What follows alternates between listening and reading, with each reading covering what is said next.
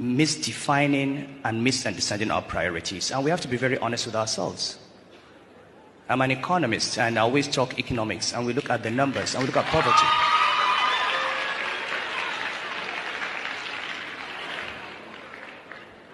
If you look at all the poverty indices in the world today, you'll find that in southwest Nigeria, the incidence of poverty is 20%. In the northwest, it is 80%. The northeast, it's 80%.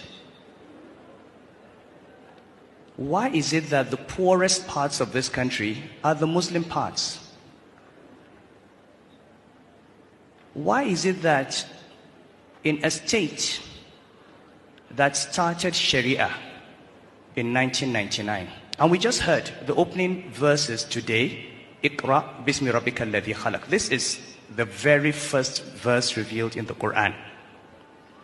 How come that the state that started Sharia is not the one that is the most educated state? In fact, how come that in that state in 2017, only 24 children got 5 credits in secondary school? How do we define Sharia? How do we define Islam? Illiteracy? Malnutrition? Children on the streets? We have to ask ourselves. And we can't ask those questions until we begin to understand through usul that you have to live in this world well in order to serve Allah for the hereafter. For Islam to prosper, we need educated Muslims.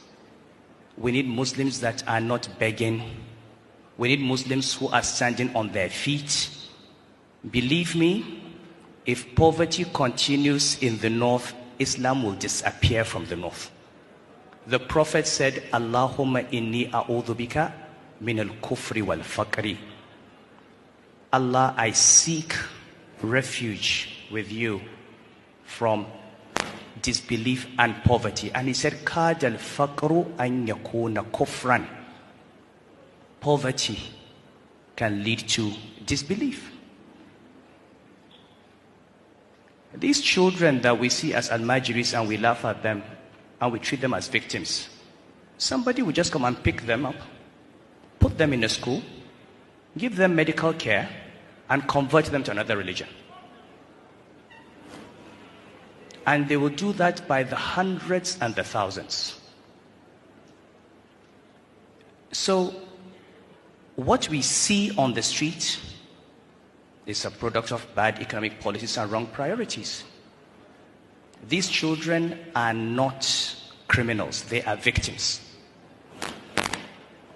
What part of Islamic law, what verse in the Quran, what hadith of the Prophet allows a father to give birth to a child and leave the child to go and fend for himself?